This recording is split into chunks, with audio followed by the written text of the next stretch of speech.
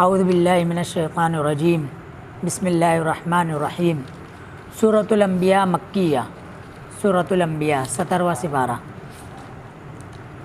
اس صورت میں کچھ انبیاء اکرام کا ذکر کیا گیا ہے، تذکرہ آئے گا آگے، اسی مناسبت سے اس صورت کا نام سورۃ الانبیاء ہے۔ 17واں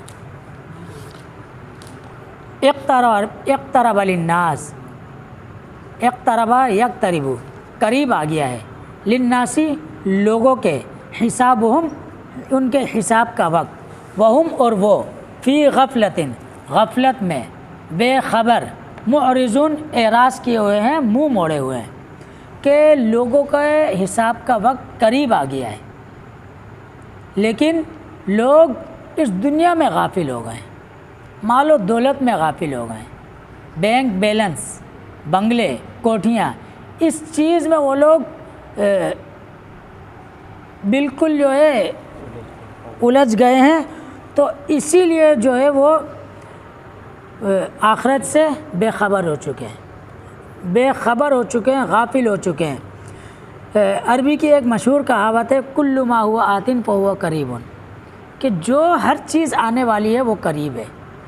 تو جس حساب سے دنیا گزر چکی ہے اور جو آگے آنے والا وقت ہے وہ بہت زیادہ قریب آ چکا ہے، قیامت کا وقت بہت قریب آ چکا ہے۔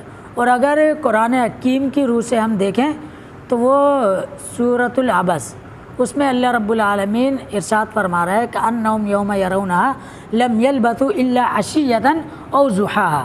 اس دنیا کی مثال کیا ہے کہ جس طرح ایک شام گزاری ہے یہاں ایک صبح گزاری ہے، اور ہم اپنی زندگیوں پر بھی غور کریں تو 35-36 سال میری ہو چکی ہے، آپ بھائیوں کی بھی کتنی گزر چکی ہے، لیکن یہ ایک لمحہ، ایک وقت ایسا ہو گیا ہے کہ جیسے گزر گیا اور کچھ نہیں پتہ لگا۔ اور دنیا کی طرف انسان کا مائل ہو جانا، یہ وہ حدیث سے بھی ثابت ہو رہا ہے اور قرآن کی ایک آیت بھی، کہ ہم لوگ جو ہے 8واں سپارہ ہے غالباً، کہ جب ہم لوگ مال و دولت کو، بیوی بچوں کو، ان سب چیزوں کو محبوب جان لیں گے، کس چیز سے؟ وہ جہاد فی سبیلی، ہم نے جہاد کو چھوڑ دیا۔ جہاد کا نام لینا اب ایسا ہو گیا ہے کہ جیسے دہشت گرد ہے۔ اور ایک حدیث میں بھی آپ صلی اللہ علیہ وسلم نے فرمایا ہے کہ کچھ کہ جب تم مال و دولت کو محبوب جان لو گے اور جہاد سے بے رغبتی اختیار کر لو گے، کفار جو ہے نا دل پہ ایسے ٹوٹیں گے جیسے بھوکا دسترخوان پہ ٹوٹتا ہے۔ تو وہ صحابہ نے پوچھا کہ ہم تعداد میں اس سے بھی کم ہوں گے؟ کہا نہیں، تعداد میں تم سمندر کے جھاگ کی طرح ہوں گے، لیکن تم میں وہن کی بیماری آ جائے گی۔ وہن کیا ہے؟ وہن حب الدنیا و کراہیت الموت۔ وہن کیا ہے؟ دنیا سے محبت کرنا اور موت سے کراہیت، ناپسند۔ موت کی بات ہی نہ، ہاں، موت ہم لوگ جو ہے، موت جو ہے ہم لوگ اس سے دور بھاگ رہے ہیں، حالانکہ نہیں بھاگ سکتے۔ دنیا کی محبت میں جو ہے نا، تو فرمایا کہ لوگوں کے حساب کا وقت قریب آ گیا ہے، لیکن وہ غفلت میں اعراض کیے ہوئے ہیں۔ ما یأتیہم جب بھی آیا ان کے پاس، من ذکرن کوئی نصیحت، من ربہم ان کے رب کی طرف سے، محدثن نئی، کہ اللہ رب العالمین نے یہ لوح محفوظ سے قرآن حکیم تھوڑا تھوڑا کر کے حسب روایت یا حسب ضرورت، کہ جب بھی ضرورت ہوئی اللہ رب العالمین نے اس کو نازل کیا، اتارا، کہ جب بھی ان کی طرف کوئی نصیحت اتاری گئی، نازل کی گئی، الا استمعوہ مگر اس کو سنا، وہم یلعبون اور وہ کھیل کود میں لگ گئے۔ کہ جس طرح آج لوگوں کو قرآن حکیم بیان کیا جائے یا حدیث بیان کیا جائے تو وہ اس طرح ہو جاتے ہیں کہ ایک کان سے سنی اور دوسرے کان سے نکال دی۔ اسی طرح وہ لوگ بھی کہ جب قریش مکہ کہ جب اللہ رب العالمین کی طرف سے کوئی بھی آیت نازل ہوتی، کوئی بھی نصیحت نازل ہوتی، کوئی بھی ذکر نازل ہوتا تو اس کو سنتے اور وہ کھیل کود میں لگ جاتے کہ جس طرح اللہ رب العالمین کا کوئی احکام کوئی حکم نازل ہی نہیں ہوا ہے۔ لاہیتاً غافل ہیں، قلوبہم ان کے دل، وَأَسَرُّ النَّجْوَى وَأَسَرُّ اور خفیہ النجوہ سرگوشیاں کی، الذین ان لوگوں نے ظلموا جنہوں نے ظلم کیا، کہ پہلے نمبر پر ان لوگوں کے دل غافل ہیں، بے خبر ہیں۔ کیا فرمایا اللہ رب العالمین نے کہ ان کے دلوں پر مہر لگا دی گئی ہے۔ وَأَسَرُّ النَّجْوَى الَّذِينَ ظَلَمُوا اور یہ ظالم کن کو کہتے ہیں؟ قرآن حکیم کا ہم مطالعہ کریں تو اللہ رب العالمین نے ظالم کہا ہے جو شرک کرنے والے ہیں۔ تو یہ قریش مکہ کون تھے؟ یہ مشرک تھے۔ تو فرمایا کہ یہ ظالم جو ہیں یہ سرگوشیاں کر رہے تھے، چپ کے سرگوشیاں کر رہے تھے۔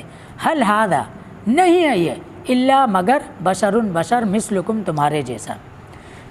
پچھلی آیت ہم نے پڑھی ہے ما یاتیہم، ما نہیں، تو ما کا مطلب ویسے اگر جو ہم پڑھیں گے تو جب، لیکن اگر آگے آ جائے گا الا تو یہ معنی آ جائے گا نفی میں۔ ہم نے کیا پڑھا ہے؟ ما یاتیہم نہیں آیا ان کے پاس، تو یہاں پر بھی حل ہادہ، حل سے کیا مراد ہوتا ہے؟ سوالیہ ہوتا ہے کیا، لیکن یہاں پر آگے آ گیا الا مگر، تو یہ حل آ گیا ہے نفی میں۔ حل ہادہ نہیں ہے یہ الا مگر بشر مثلکم تمہارے جیسا۔ اللہ اکبر۔ پرانی جتنی قومیں گزری قریش مکہ، حتیٰ کہ قریش مکہ وہ بھی آپ صلی اللہ علیہ وسلم کو بشر مانتے تھے۔ 18واں سپارہ ہم پڑھیں گے آگے، تو اس میں بھی قوم نوح کا ذکر گزرے گا، آئے گا، تو وہاں پر بھی قوم نوح کا واضح طور پر ذکر آ رہا ہے کہ وہ نبی کو جو ہے بشر کہہ رہے ہیں۔ بشر مطلب ہمارے جیسا انسان۔ قرآن حکیم پر ہم متعدد جگہوں پر پڑھتے رہے ہیں اور آگے بھی پڑھیں گے کہ جتنی بھی قومیں گزری تمام نے ان کو بشر مانا، انسان مانا۔ حل ھذا الا بشر مثلکم 18ویں سپارے میں یأکل مما تأکلون منہ ویشرب مما تشربون، کہ یہ تو تمہارے جیسا بشر ہے، جس طرح تم کھاتے ہو اسی طرح یہ بھی کھاتا ہے، جس طرح تم پیتے ہو اسی طرح یہ بھی پیتا ہے۔